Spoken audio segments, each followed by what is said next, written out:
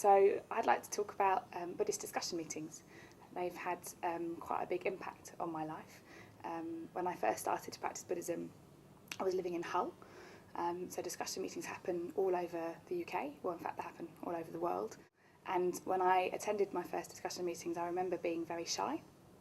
And a discussion meeting is a place where anyone is free to speak or listen.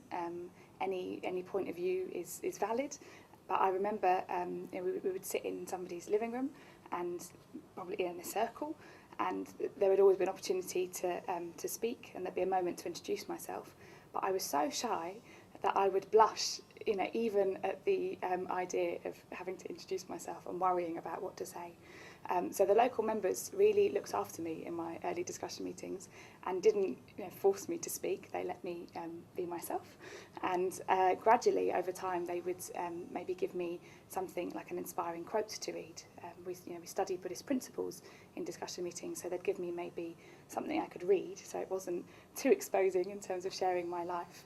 And gradually, by attending discussion meetings every month, my confidence really changed, and I was able to learn how to put Buddhist principles into my daily life. Every discussion meeting will begin with our daily practice, which is chanting Nam-myoho-renge-kyo and reciting Gongyo, which is the reciting of 2 key chapters of the Lotus Sutra.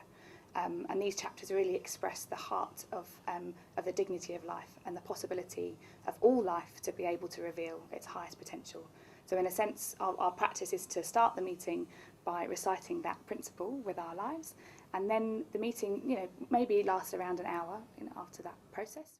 Meetings are normally held in members' homes because Buddhism is something that people practice as part of their daily life. And also because dialogue is such an important aspect of the discussion meeting. It's really difficult to have dialogue, really meaningful dialogue with more than 10, 15 people. It becomes much more of a one-way meeting if you start to have too big a space and too many people in one room. So actually a living room as an informal, quite intimate setting creates the right environment for people to speak freely. There's a quote by a German writer called Jean-Paul, which I really love, which for me describes really the function of Buddhist discussion meetings, and that is life can only be kindled by life. And so in discussion meetings we, I suppose, practice kindling, igniting a spark of hope in people's hearts. It's a place where anybody is welcome, and in a sense we get to practice an ideal way for society to interact with each other, where every life is embraced, where the dignity of each life is upheld, and everyone's view is respected. There isn't a correct view in the sense of what you're supposed to say. We have dialogue around a theme with the goal of creating hope.